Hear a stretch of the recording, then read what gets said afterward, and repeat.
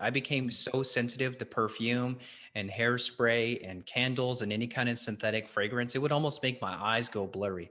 So anyone who's chemically sensitive, some people say, oh, that's just my preference. Oh, that stuff's nasty. I don't like it. Yeah, I mean, these are estrogenic compounds, right? We know there's xenoestrogens, there's all sorts of man-made chemicals in these products. So that's one good reason to avoid them. But if you're having a reaction, meaning your family member comes over and the dryer sheets on their clothes makes you ill, that's a chemical sensitivity. Some may diagnose that further as what's called mast cell activation.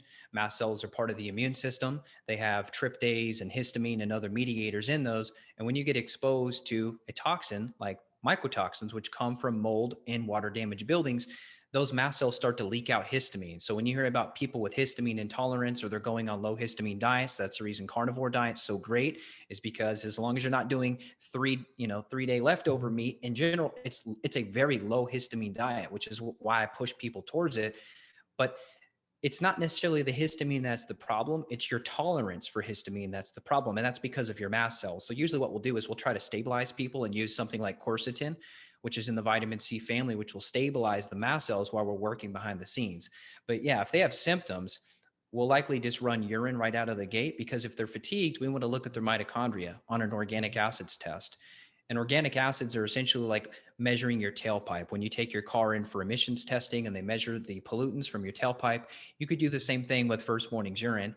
And when you look at the urine, you can see all kind of stuff, which we could get into, anything from bacterial overgrowth to candida. Microtoxins deplete dopamine. So we're all a smartphone, social media addicted society. I think part of it is because so many of us have low dopamine due to mycotoxins depleting dopamine. That's one of the many reasons.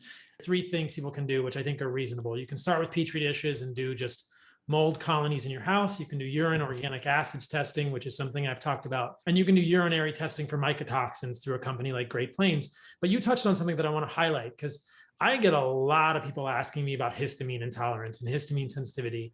And these are co-occurring things that I really want to highlight for people. And you mentioned mast cell activation syndrome, which is sometimes abbreviated MCAS, MCAS.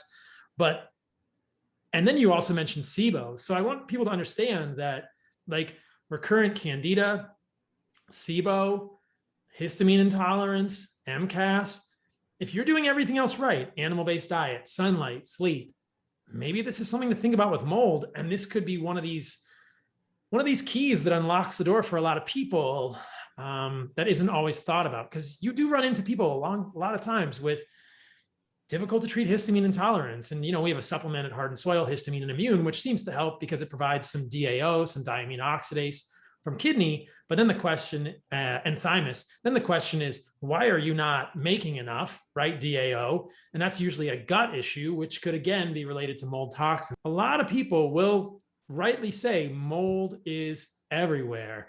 We shouldn't be worried about this. We should be able to tolerate it.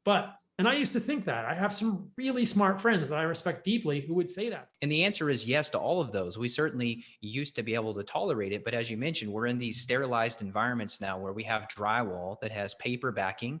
We have very poor ventilation, and we don't bring fresh air in. With the new building codes, the houses are built so tight now that they don't breathe. Annotated and summarized. Easy to share with loved ones. The description below the title for this video has these summary points.